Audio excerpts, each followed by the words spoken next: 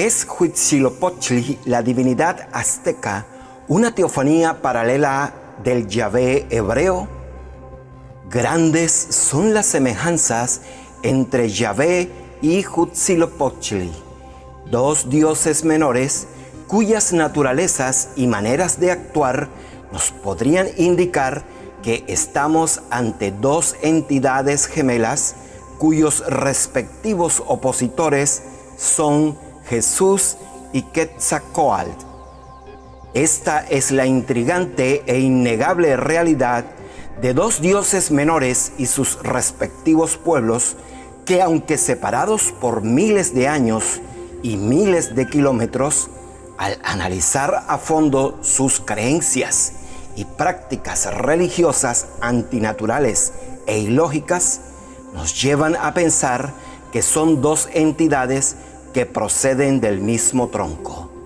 Dos divinidades que a lo largo de los siglos impusieron a los terrícolas los mismos gustos retorcidos, contradictorios y crueles de ofrendas y sacrificios.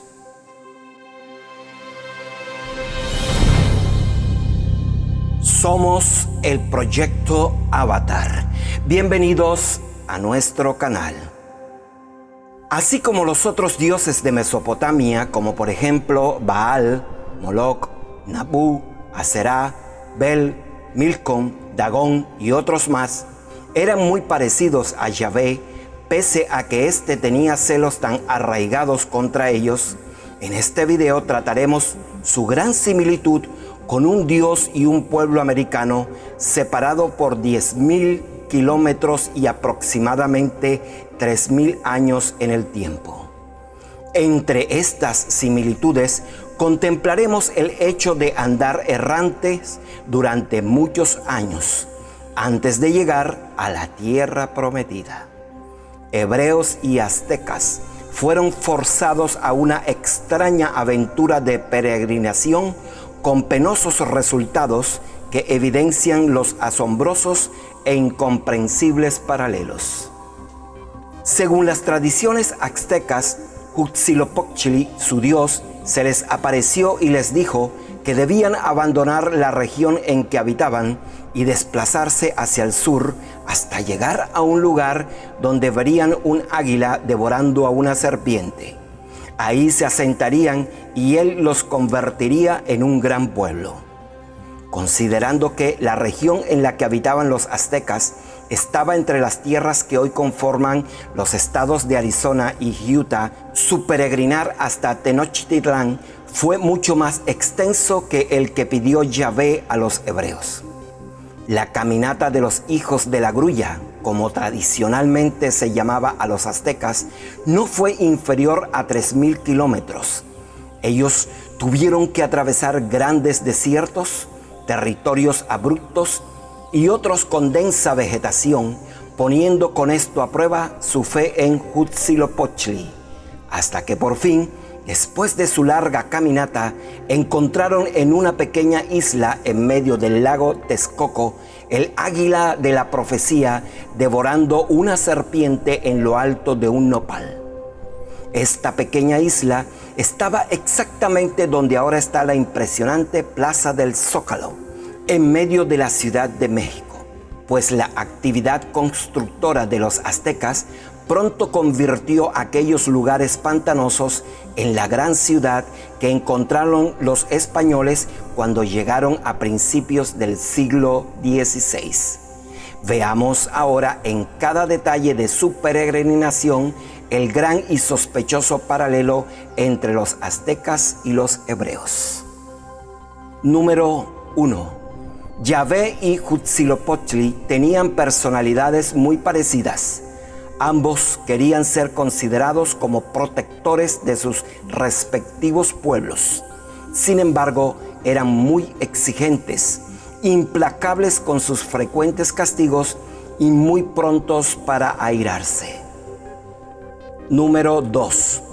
Dijeron a sus pueblos escogidos que abandonasen la tierra en la que habitaban. Número 3. Ambos acompañaron personalmente a sus pueblos a lo largo de la peregrinación ayudándolos a superar las dificultades con que se iban encontrando en su camino. Mientras Yahvé los acompañaba en forma de una extraña columna de fuego y humo que los alumbraba por la noche y les daba sombra por el día, columna que por su descripción en el proyecto Avatar la hemos identificado como una nave nodriza, Huitzilopochtli acompañó a los aztecas en forma de un pájaro, que según la tradición era una gran águila blanca, haciendo lo mismo que hacía Yahvé. Número 4. En ambos casos fue un extraño y largo peregrinar.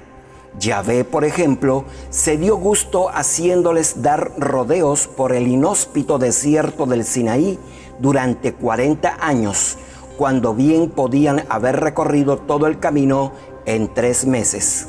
Y Huitzilopochtli, siendo un poco más errático y desconsiderado en su liderazgo, tuvo a sus protegidos vagando aproximadamente 2 siglos, hasta que por fin los estableció en el lugar de la actual Ciudad de México. Número 5.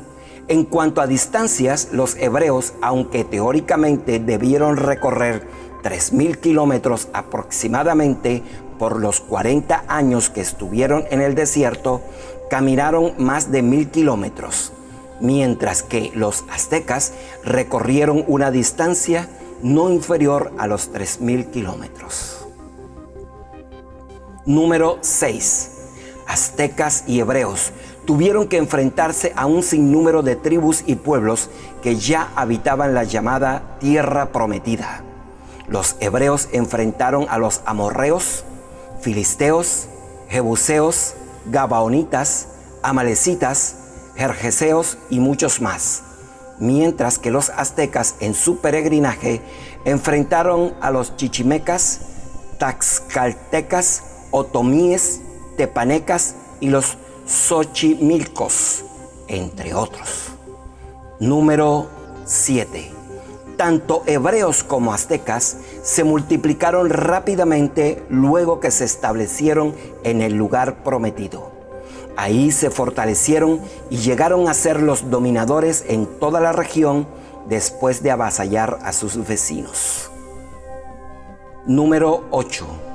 Hebreos y aztecas alcanzaron la cúspide de su desarrollo 2 siglos después de haberse establecido en la tierra prometida. Número 9. Ambos fueron adoctrinados en el rito de la circuncisión. Este es un detalle que induce a sospechar muchas cosas, entre ellas que Yahvé y Huitzilopochtli eran hermanos gemelos en sus gustos. Número 10. Tanto Yahvé como Huitzilopochtli exigían a sus pueblos sacrificios de sangre. Entre los hebreos, esta sangre era de animales, pero entre los aztecas, la sangre era frecuentemente humana, como en la dedicación del gran templo de Tenochtitlán, cuando, según los historiadores, se sacrificaron varios miles de prisioneros, abriéndoles el pecho de un tajo y arrancándoles el corazón, todavía latiendo y sangrante, para ofrecérselo a Huitzilopochtli. Yahvé, a primera vista, no llegaba a tanta barbarie, pero en ocasiones también lo pedía, como fue el caso de la hija de Jefté, así como los auténticos ríos de sangre que el propio Yahvé causó con las continuas batallas a las que forzó durante tantos años a su pueblo.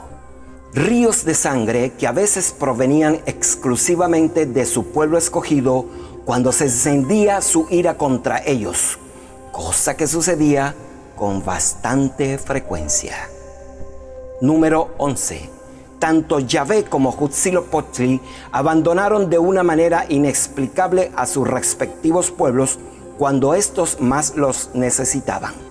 Yahvé, que ya estaba bastante escondido desde hacía varios siglos, se desapareció definitivamente a la llegada de los romanos a Palestina. Y Huitzilopochtli hizo lo mismo cuando llegaron los españoles. Y a partir de entonces, la identidad de los aztecas como pueblo se ha disuelto en el variadísimo mestizaje de la gran nación mexicana. Número 12. Ambos pueblos fueron instruidos detalladamente acerca de cómo habían de construir un gran templo en el lugar en donde definitivamente se instalasen. Número 13. Si todos estos paralelos no son suficientes, veamos el ingenuamente relatado por Fray Diego Durán, uno de los muchos frailes franciscanos que escribieron las crónicas de los primeros tiempos del descubrimiento de las Américas.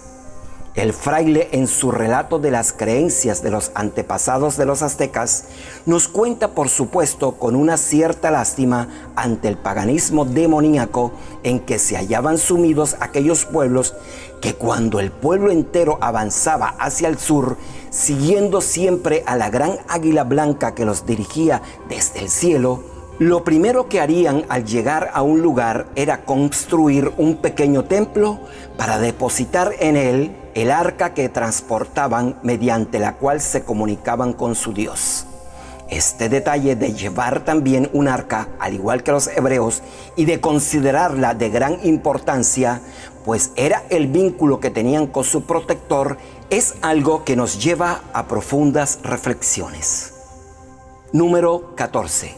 Huitzilopochtli también tenía la misma costumbre que Yahvé de cambiar los nombres a sus elegidos, como por ejemplo de Abraham a Abraham, de Sarai a Sara, de Jacob a Israel.